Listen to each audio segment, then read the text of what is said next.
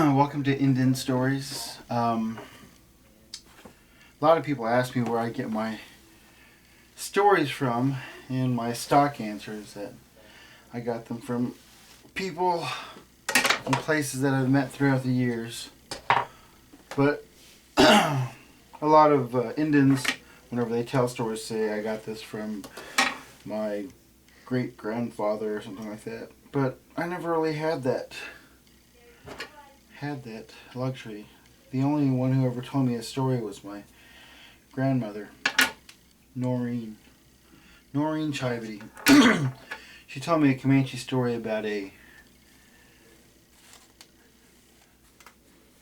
I guess you could call it a monster story. The monster's name is Moopies. And, well, I guess I'll just get into it. It goes something like this. Long time ago, whenever the Comanches were free and wandered the prairies, these kids were out playing, and their grandfather came out and told them, "You kids, remember to always stay near the village. Always stay inside of the teepees. Don't go wandering off. Because if you do, there's a Moopies out there who will gobble you up." "Okay, grandfather," said the kids. "We'll stay where we can see the village."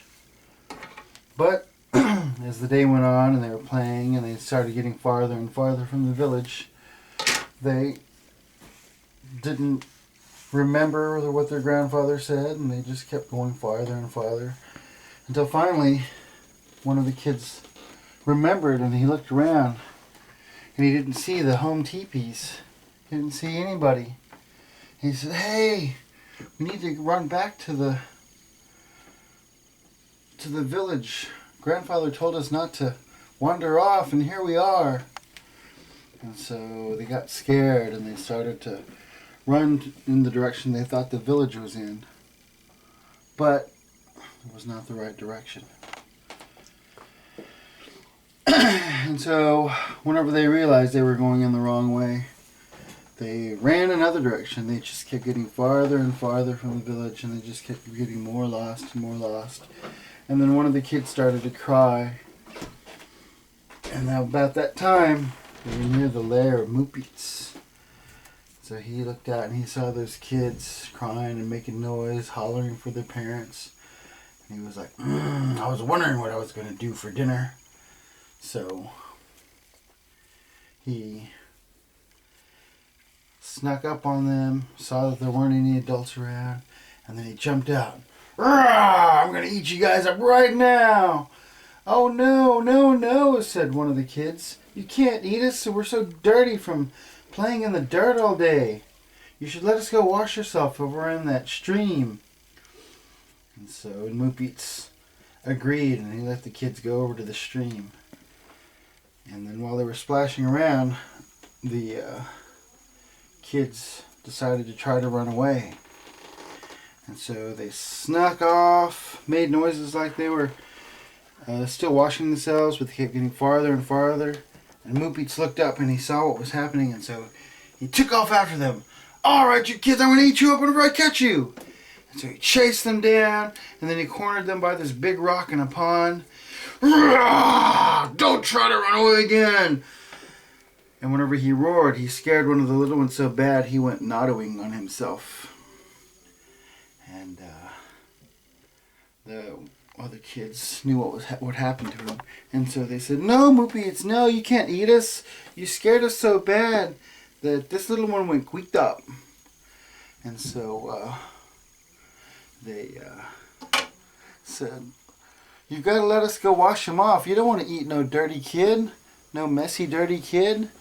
And so Moopies took a whiff of the boy. "Oh, go wash him off in that pond."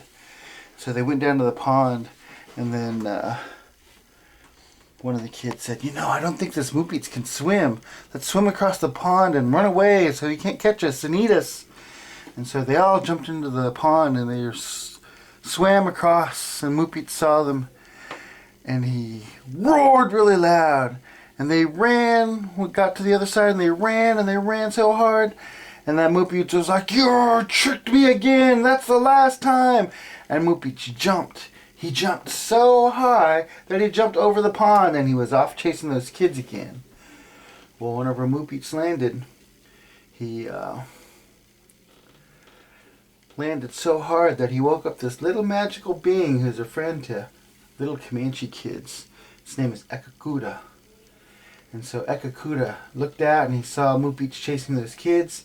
So quick as a wink, he ran down there and he ran to the nearest kid and said, quick, jump on my back and I'll take you to safety. And so the kid jumped on Ekakuda's back, and as fast as you can blink, he took the kid back to his village. And then he went back for each kid. And whenever Moopits saw Ekakuda taking the kids away, he was very angry. Ekakuda, he said, that's the last time you're gonna steal a meal from me. And so Moopits charged at Ekakuda. And Ekakuda charged at Moopits. And when they hit, Ekakuda threw Moopits so high into the sky that Moopits landed on the moon. And if you look up in the night sky, you can see all the dark spots where Moopits landed and kicked up all that dust. But that Moopits got down, and he's still out there looking for little kids who don't listen to their elders. And that's a story my grandma told me. Other stories I have, I learned from